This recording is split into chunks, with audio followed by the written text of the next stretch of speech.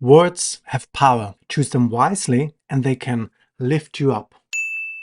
But choose them carelessly and they can drag you down. If you want to know how to use your words to boost your self-confidence, then stick with me for the next 4 minutes and I'll show you how.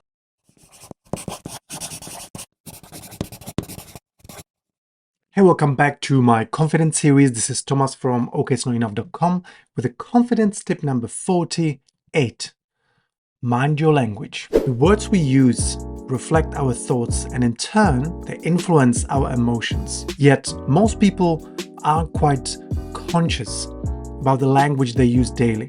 They're not intentional with the words they're choosing to describe how they feel, what they do, what their experiences are, even what they see. So, for example, in my coaching sessions, I really pay attention to the words my clients are using to describe their goals, their struggles, their challenges, their emotions, and so on. Because oftentimes they use words that are excessively and inaccurately dramatic, and it then shapes their perception of the situation, of course, unfavorably. Let me give you an example. Say you are preparing for an important presentation at work. You could tell yourself, giving this presentation is going to be terrifying. Or you could say, giving this presentation is going to be uncomfortable. And both of those descriptions are true and are accurate. But which one of them shapes this experience as more manageable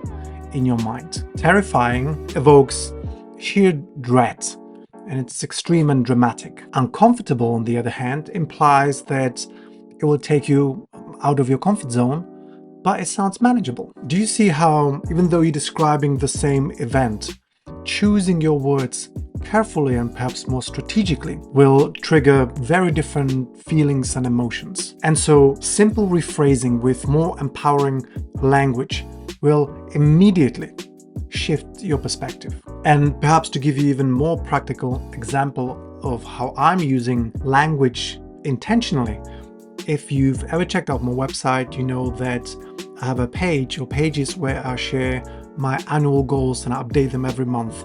And every goal, as the way I phrase it, starts with, I will easily, whatever the goal is, accomplish this and this and that.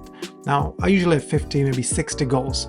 And I read through those goals very regularly, at least once or twice a week, because I update them and track whether I'm still progressing in the right way. And so every time I'm reading the goal, I will see I will easily run 2 marathons, or I will easily achieve those kind of goals in my business. And I keep repeating or start every goal with I will easily. And people often ask me, why do you say that? Does it make any difference? Why do you repeat I will easily with every goal? So let me give an example. Imagine that I start every goal with I will struggle to accomplish so and so, or I hope to accomplish so and so. And imagine every week, number of times, and every months, I read through my goals and I will see I will struggle to run 2 marathons. I will struggle to achieve such and such business goal. How motivating would that be?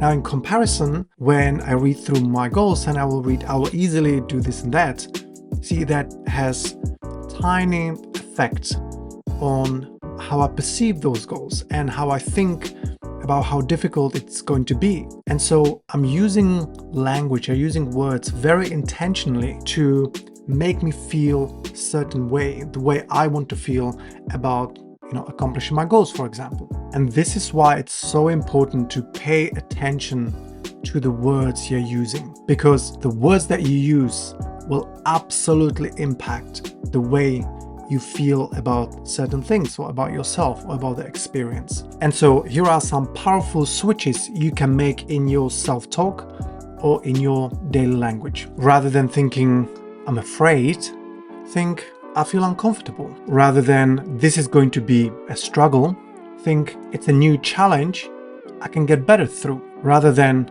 I'm not good enough, I haven't yet learned how. Rather than thinking I can't, think I wonder if I could. And rather than thinking I'm lazy, think I haven't yet found the right motivation. You see, these are quite subtle shifts in the words that you choose to describe the situation or your feelings, but they can have quite profound difference in how it actually makes you feel. You see, it's really important that you catch yourself using disempowering words, negative words about yourself or your experience, and then consciously reframe them. Swap them for some better and more empowering words. Do this enough and you will reprogram your mind for confidence and success. After all, our self-talk shapes our self-image. So be mindful of your language, both your self-talk, but also the language that you use out loud communicating with others. Uplifting words cultivate positive minds and emotions. So start practicing this today. It's a really simple change. It takes no extra effort. You're saying words anyway, but the impact is so well worth it. And so this has been the confidence tip number 48. Mind your language. I hope it's been useful and interesting. As always, I appreciate your attention. Leave me a comment if you have any questions. Do the magic. Press the likes, subscription bells, and all that jazz. And look forward to seeing you on the next video.